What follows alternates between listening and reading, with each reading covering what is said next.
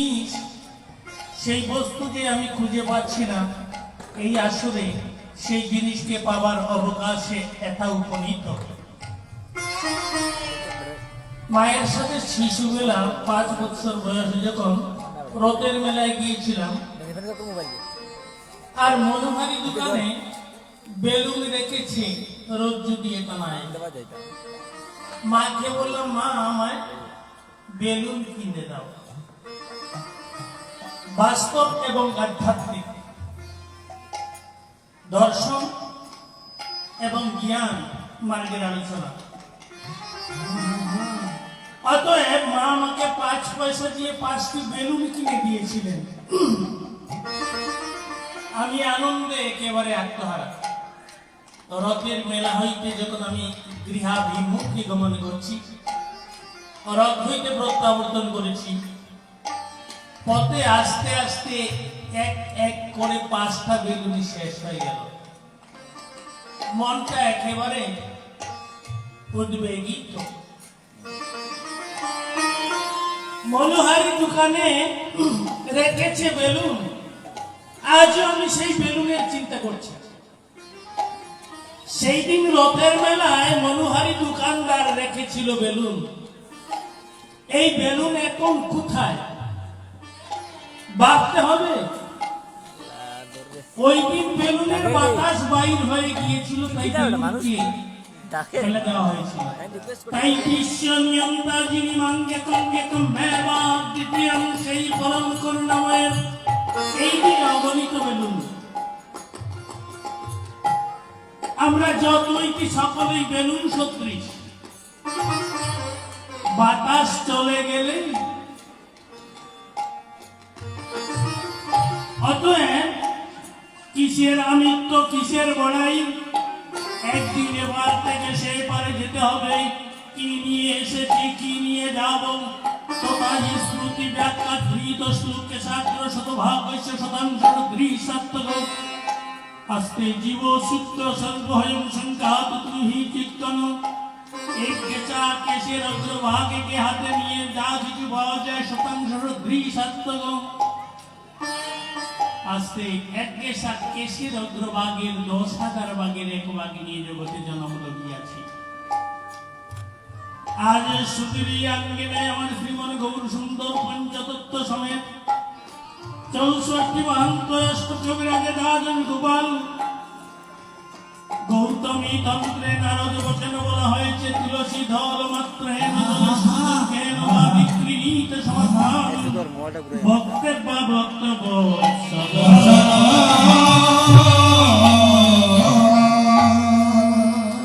ছিল সত্যের জ্ঞান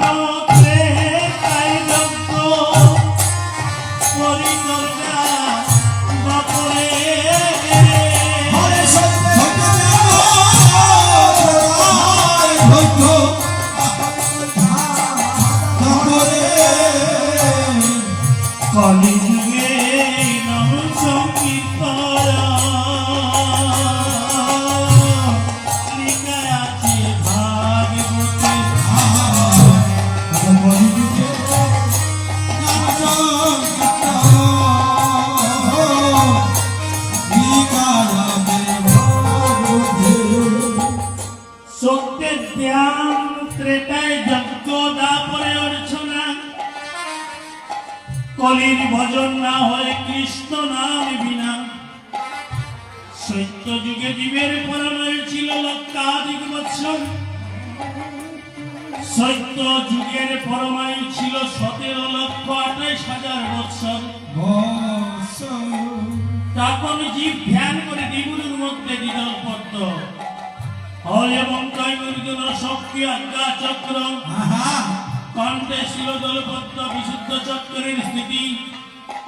বাঘদের 2 আঙ্গুলিকে অনাহত চক্র তাদের আদর্শজন। জাহাজ বিদা হয় না কোনো কালে সদায় বিরিদ কমলে তাকে অজপা বলে। সেই সত্য যুগে ধ্যান করে পরম লাভ করতে পারছিল। সত্য যুগে ত্রেতায় 3 পাদ ধর্ম, 1 পাদ ধর্ম। ত্রেতা যুগের পরিমাণ ছিল 12,96,000 বছর। তখন জীবের পরমায়ু ছিল 10,000 বছর। তখন যাগযজ্ঞ করে পরমকে লাভ করতে পেরেছিল। তারপরে অর্ধেক পাবে এবং অর্ধেক পুণ্য। তারপর যুগের পরমায়ু হলো 8,64,000 বছর। জীবের পরমায়ু ছিল 1,000 বছর। তখন জীব পূজা অর্চনা করে পরমকে লাভ করেছিল। কলিতে 3 পাদ অধর্ম ব্যাপিবে, 1 পাদ ধর্ম মাত্র ক্ষিতিতে রহিবে। কলিতে দেশে নাই সদাচার, কেবল স্বেচ্ছাচার।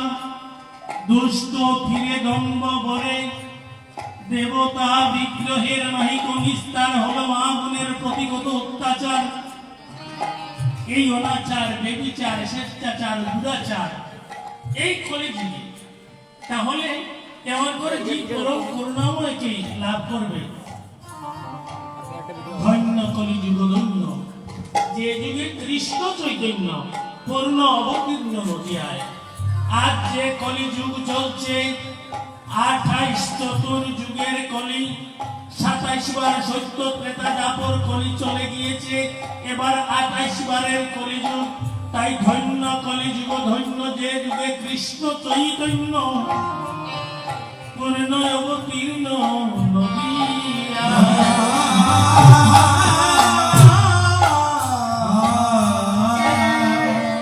একদিকে সময় তাড়না দিচ্ছে, তাই মনের অভিলাষ থাকলেও আমি বাড়তে পারছি না। জানি না এই বাসনা, এই ধর্মনগর বাসীর কাছে মনের জ্বালা কোন দিন বা কখন, কবে, কোন সুদীর আঙ্গিনায় সেই ভাব উদ্বেলিত হয়। তাই আমি আজ কাল বিলম্বনা করে আমার শ্রীমন গৌর সুন্দর জগৎ জীবের কল্যাণ সাধন করার জন্য চৈতন্য চরিতামৃত কবিরাজ গোস্বামী মুশিকরা লিপিবদ্ধ করেছেন আমার পীঠ ধরিত্রী রাজরত্নাবতীর্ণ কলম। সমর্পয়িত মুন্নদুজ্জ্বল সংসভক্তি শ্রিয়ম হরি পুরট সুন্দর দেতে কদম্ব সন্দীপিত। সদা হৃদয় কন্দরে স্ফুরতি বল সকিনা।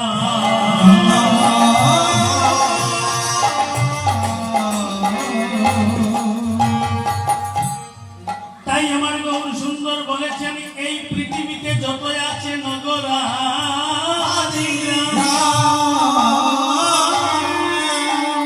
কোথাও যেন বাকি না থাকে মধুর কৃষ্ণ।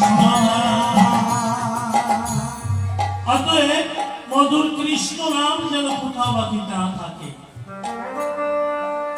চারি কৃষ্ণ চারি রাম অষ্ট হরে, হরে কৃষ্ণ কৃষ্ণ কৃষ্ণ হরে হরে, হরে রাম রাম রাম হরে হরে।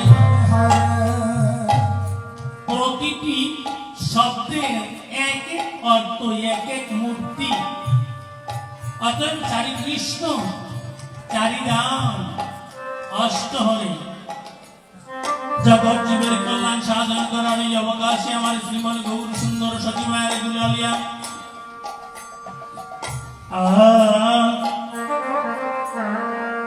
গৌরায় দেশ বাসাইল নামে বন্যা দিয়া দেশ বাসাইল